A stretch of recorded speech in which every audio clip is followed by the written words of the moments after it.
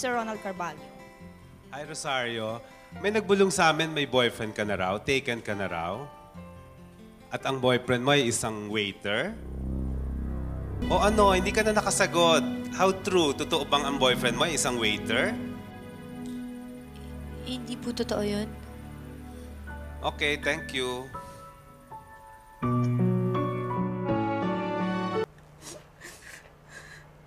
Tama ka eh.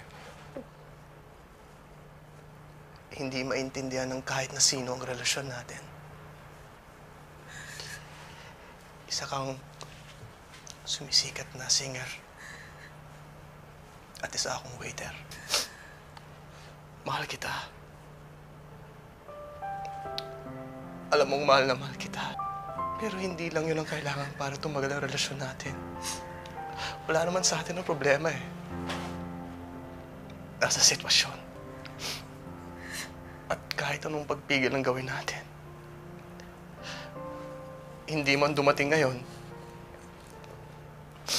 lalabas at lalabas din ang mga problema. Kaya ngayon pa lang, putulin na natin ang anumang relasyon meron tayo. Maghiwalay na tayo.